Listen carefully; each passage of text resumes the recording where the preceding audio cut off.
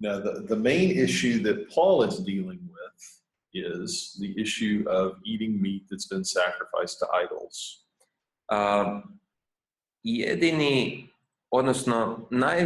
Najveći problem s kojim se Pavao ovdje bavi je što sa mesom koje je žrtvovano idolima. And he deals with this in Romans and in 1 Corinthians, both letters. I on o tome govori u Rimljanima i u 1. Korinčanima. And as he deals with it, he says, first of all, that there's really no command to eat or not to eat. I on kaže, kao prvo, gledajte, nemamo zapovjed niti da jedemo, niti da ne jedemo to. And so it is a gray issue. It is a matter of conscience. Dakle, to je to sivo područje ili stvar savjesti. What is happening in the churches is, ali ono što se događalo u crkvama, that people who think it's okay to eat the meat that's been sacrificed to idols are mocking and discriminating against the people who don't think it's okay. Je da je bilo ljudi koji su smatrali da mogu jesti to meso, ali su se izrugivali onima koji su smatrali da ne mogu. And the people who don't think it's okay are mocking and making fun of the people who do. I opet ljudi koji su smatrali da to nije u redu su se izrugivali onima drugima. And you have division in the church. I došlo je do podjele u crkvi. You have people that are discriminating against each other and not treating each other well. I kršćani su onda diskriminirali i loše se ponašali jedni prema drugima. Now, there are places where let me start this over. There are conflicts that arise in the church where the issue that people are having conflict over really isn't the issue.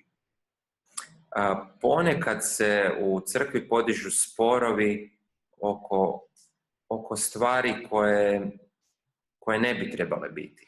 Maybe it's an issue of the kind of music that you can have during worship. Možda recimo kakvu vrstu glazbe smijemo koristiti u slavljenju Boga. And you have people who are willing to fight with each other and split the church over the kind of music that they have. I neki ljudi su se spremni svađati oko toga i napraviti razdor u crkvi. The issue on the surface is the music.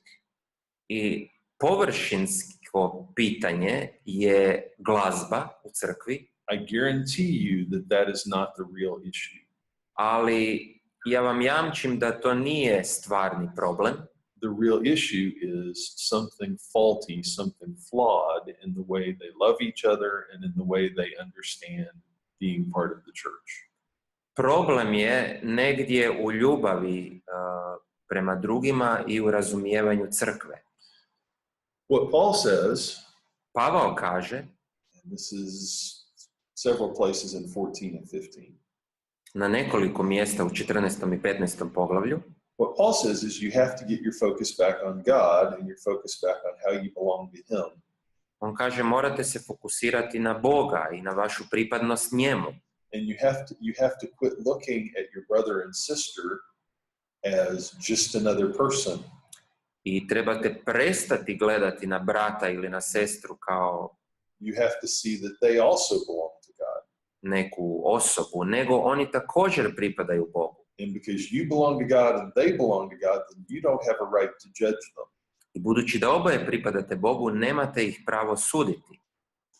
And because they belong to God, you don't have a right to make fun of their convictions, even when you don't agree with them. I nemate pravo izrugivati se njihovim uvjerenjima, čak i ako se ne slažete s njima. You have to respect them and their convictions, even when you don't share them. Morate ih poštivati u njihovim uvjerenjima, čak i ako mislite drugačije. And that's a difficult thing sometimes. A to je ponekad teško. I think probably the issues here in Croatia that this would relate to. Možda neki problemi ovdje u Hrvatskoj would be things like how evangelicals deal with the Catholic Church. Bi bili stavovi evanđelskih kršćana prema katoličkoj crkvi.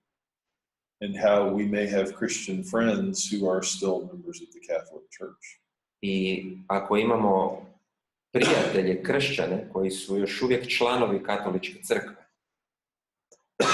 I think it's chapter 14, verse 4. Mislim da u 14.4 Paul says, I don't have a right to judge another man's servant. Is that 14:4? Read that. Pavao kaže, tko si ti da sudiš tuđem sluzi? Yeah, why are you judging somebody else's servant? Zašto sudiš tuđeg slugu? That person's God's servant and God gets to judge them and you don't. Ta osoba je Božji sluga i Bog će mu suditi. So when you disagree, Ako se ne slažeš, disagree with respect and with compassion. učini to sa poštovanjem i suosjećanjem. Paul says, don't use your freedom in a way that causes other people to sin. Pavao kaže, nemoj koristiti svoju slobodu da navodiš druge na grijeh. In other words, respect the convictions of the person who disagrees with you. Drugim riječima, poštuj uvjerenja osobe koja se ne slaže s tobom. To the point where you're not mocking them, and you're not mistreating them, not discriminating against them. Tako da ih nećeš izrugivati ili se loše ponašati prema njima. Paul talks about the weak and the strong here. Pa ovdje govori o slabima i jakima. Most of us have areas where we play the stronger brother and other areas where we play the weaker brother. Svi mi imamo područja gdje smo kao snažniji brat i druga područja gdje smo kao slabiji brat. Things where we offend other people that we feel like we're free to do them. Ili smatramo da smo slobodni uvrijediti druge. And places where we are offended by someone else when we shouldn't be. I opet negdje gdje se mi vrijeđamo, a ne bismo trebali. And what's the issue under that? Those are the issue, but there's an issue beneath the surface. I to je na površini, ali što je problem ispod površine? Well, the issue beneath the surface is always pride. Uvijek je to ponos. We want to think we're better than someone else. Mi želimo misliti da smo bolji od nekoga drugoga. And so when they differ from us in conviction or behavior, kada se razlikuju od nas u uvjerenjima ili ponašanju, it immediately springs into our mind, well, they're not as good a Christians as we are. Odmah pomislimo, on nije dobar kršćanin, toliko dobar kršćanin kao što sam ja. It's pride. I to je onda ponos. And pride is the death of us. A ponos vodi u smrt, propast. All right.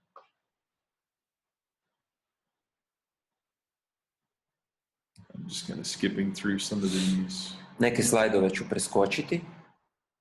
Principles that should guide our conduct toward other Christians.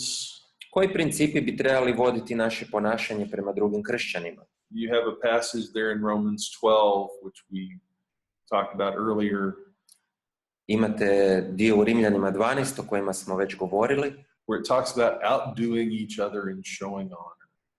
Gdje kaže da se natječemo u iskazivanju časti drugima. You have Ephesians chapter 5 verse 21 where it says submit to one another out of reverence for Christ. Ili Efežanima 5:21 gdje kaže pokoravajte se jedni drugima iz poštovanja prema Kristu. Submitting to one another means that we let the other person come first. A to znači da dajemo prednost drugoj osobi. We let the other person have what they need first. Da im damo što njima treba prvo. We give up our rights to let other people have what they need.